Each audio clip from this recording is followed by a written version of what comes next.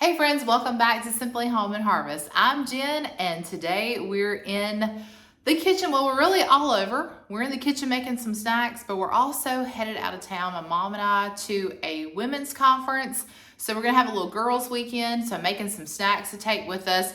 Some that I think you would really like to make for your family and friends this fall. So I thought I would include that in today's video.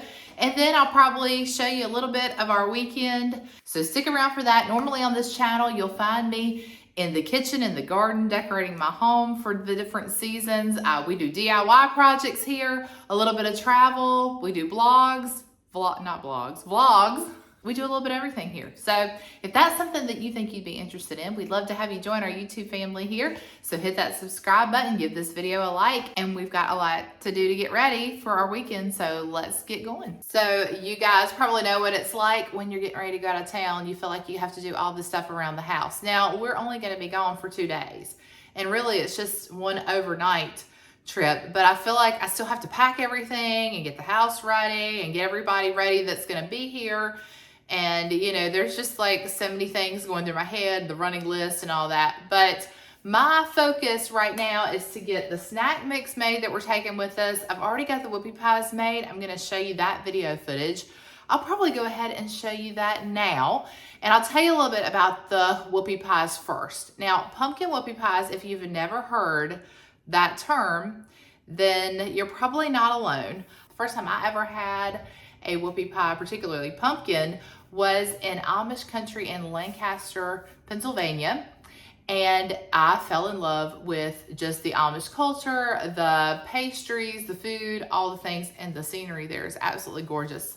My family used to, well, my parents still vacation there every year, but growing up, we would vacation there very regularly. So that kind of became a tradition for us in the fall, was to get the pumpkin whoopie pies. But I learned how to make them, and since then it's been an annual thing here in our house to make them during the fall season. And so normally I make them the week that my mom and I go on the women's conference so that we can take a couple with us.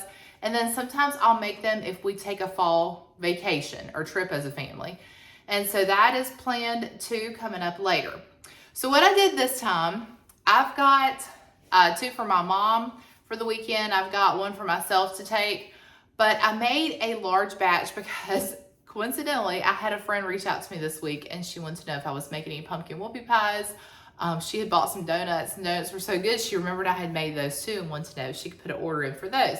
And I said, well, as a matter of fact, I am making them this week. So I made her a batch, and so that just left enough for me to take for myself and my mom for the weekend. So that didn't make the people in this house very happy. So I will most definitely be making these again for our upcoming fall vacation for my family because I would not want to leave them out. Like I said, this is a yearly tradition for us. But I'm going to show you right now how we make those. It's not hard at all. Very simple recipe, and if you make them for your family or friends, they'll think you have major skills because these are so easy but so delicious. These are so delicious, I can't wait for you all to give them a try. First thing we're gonna do is make the batter portion of our pumpkin whoopie pies. We'll need 2 cups of packed brown sugar, a cup of vegetable oil. Now I'm gonna give this a little mix in my stand mixer just to get those 2 incorporated. And then we're going to add in 1.5 cups of solid pack pumpkin puree. Now this is not pumpkin pie filling that you get in the can, but I'm using canned pumpkin, so just make sure you get the actual pumpkin puree. You're also gonna add in 2 eggs, and then we're just gonna get all of this mixed together.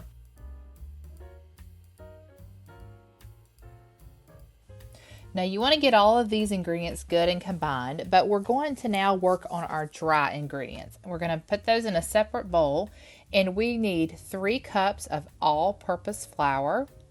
It's a good idea to sift these ingredients together. I have found in years past that when I sift the ingredients, the batter just comes out a lot more smooth. So if you can take the time to do that, definitely do. So we're going to take those 3 cups of all-purpose flour. We're going to add 1 teaspoon of salt. I forgot to record this, but that's 1 teaspoon of baking powder, also 1 teaspoon of baking soda. I'm going to add in a teaspoon of vanilla extract as well. And then we're going to add in our spices. We need 1.5 tablespoons of ground cinnamon.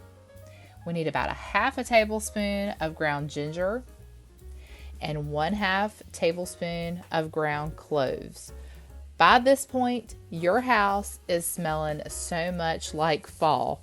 I absolutely love it when we make these, so does the family, because it really just gives that fall scent. It just puts it right into your kitchen. It smells so, so good. Whether or not you're a fan of pumpkin or not, that scent is just, to me, everything about fall.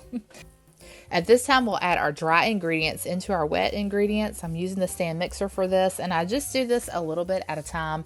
I have found that when I put too much of my dry ingredients into the wet ingredients, it just makes a mess in the kitchen. So I just choose to take my time stopping and starting the machine until I get all of that dry ingredients mixed into our wet ingredients. And there you see our beautiful pumpkin whoopie pie batter.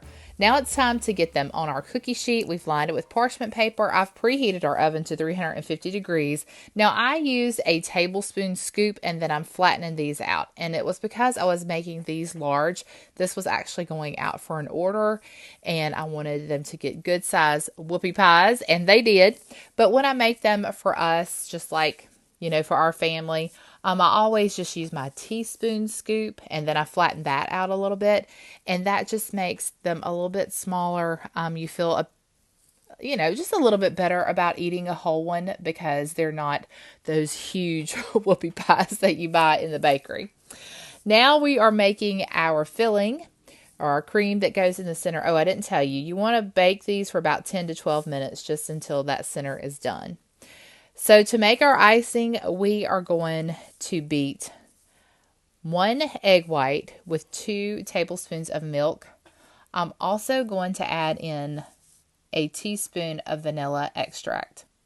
Now, once these ingredients are added to your bowl, the next step is to whisk them until you get just a little bit of stiffness, kind of like when you make meringue with your egg white and milk. It just starts to get a little bit of a peak to it.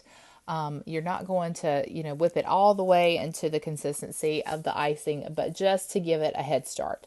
And then we need 2 cups of powdered sugar, and I divide this. I add in a cup and I mix that into my other ingredients and get that well incorporated. And then this is the point where I add in my shortening. We need 3/4 cup of shortening. Now I use vegetable shortening, and somehow I forgot to add in the clip of me adding that here. So you'll see that it's going to just magically appear in the bowl here in just a second. But we do add in 3/4 of a cup of shortening. And then once that's added in, I will add that remaining cup of powdered sugar.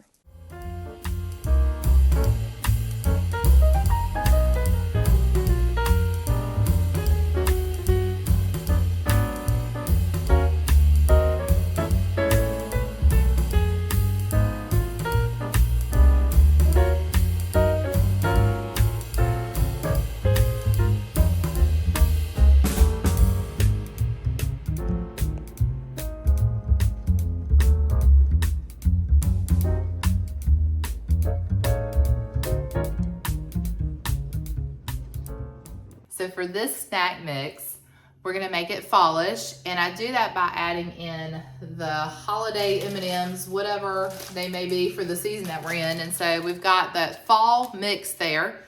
So this snack mix is very simple. I'm gonna do the fall M&Ms, some candy corn, because what's fall without candy corn? Though I know there's probably a lot of you that absolutely hate candy corn. Either you like it or you don't, right? It's one of those things. We're gonna add some peanuts, and then we're also gonna add some raisins to it. Now, I've made snack mix so many different ways, and sometimes my base is the actual Chex Mix, and then I'll add this stuff to it. Sometimes I'll just add like pretzels, or you could add like the candy pumpkins. You could add, other dried fruit. Snack mix is whatever you want to make it. Whatever you like, you add that to it. So I'm just gonna stick with, this is kind of like the original recipe. This is what I used to do for years and years. And then I just started adding the Chex Mix to it. I'm not filling the Chex Mix this time, so I'm just gonna make a very simple snack mix. And I'll show you what I do. But really, I mean, you could do so many different things for a snack mix, and you really just can't go wrong.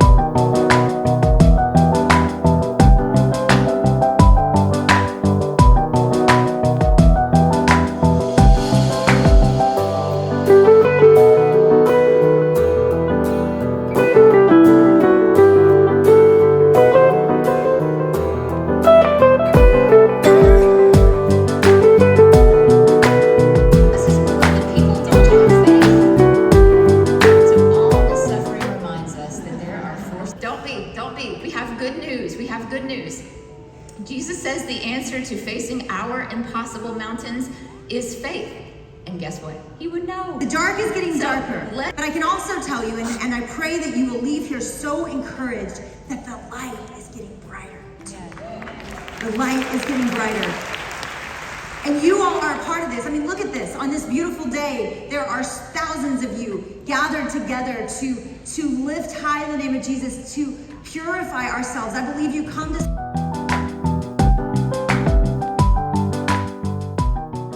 All right, guys, well, that's it for today's video. I hope you enjoyed watching that little glimpse into our weekend, whatever footage there might have been there for that.